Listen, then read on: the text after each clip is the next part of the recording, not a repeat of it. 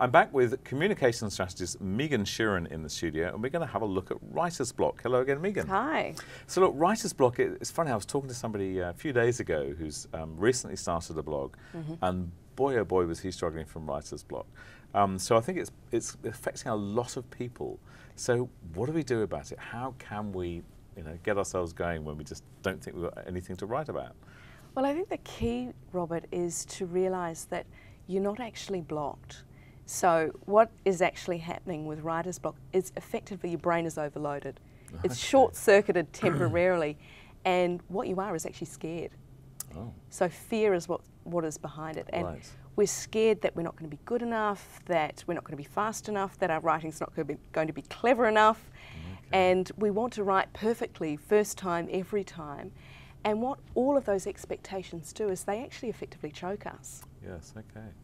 Right, well that's made it even scarier. So now what do we do about it?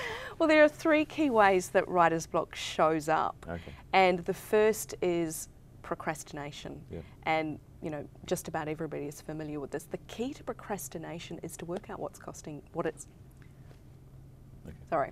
To start from the key to procrastination. Yeah. The key to procrastination is to work out what it's costing you, essentially. So say, for example, if you have a blog that you're intending to post on Friday, and you haven't started writing it until late Thursday night, you're going to be up all night Thursday night trying to get this finished. It's going to cost you in terms of energy and time and possibly quality.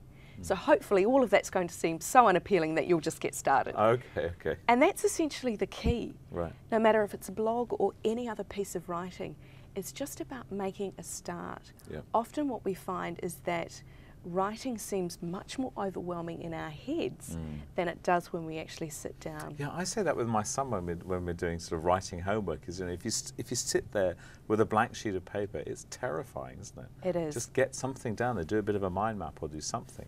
Okay, so procrastination is the first thing, as we have to kind of overcome that. Where to next?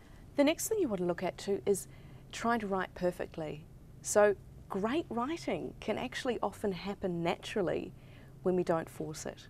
Okay. But a lot of people think that, for writing to be good, I've got to work really hard. Right. It's got to, it's got to be really hard work. But in my experience, great writing often happens when you actually just dash something off quite quickly, because it can come across as fresh and real and quite vital. Yep. What happens often when we labour the process is that readers can sense that.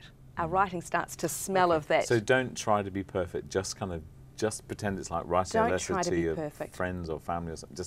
Just get it going. Get something down, anything down, along the lines of the gist of what it is you want to say, and then just get the next thing down, and the next thing. And before you know it, you'll have a paragraph, you'll have a loose first draft. So it's a bit like running. It's about keeping the momentum. If you stop, it's much harder to get started again. Yes, everything seems like a hill. Absolutely. Okay, third point. The other way that writer's block can show up is through stress. And we know that having a relaxed mind and a relaxed body is really essential to writing great copy. Yep. And one way to spark creativity is actually to change your physical space. Yes. Oh, so good. So it's interesting, we know that Truman Capote wrote In Cold Blood and Breakfast at Tiffany's lying down in bed on the couch, with a cigarette and a cup of coffee, which, soon became a martini and a sherry and that kind of thing. I'm not suggesting you do that, but perhaps write in longhand if you normally write at the computer.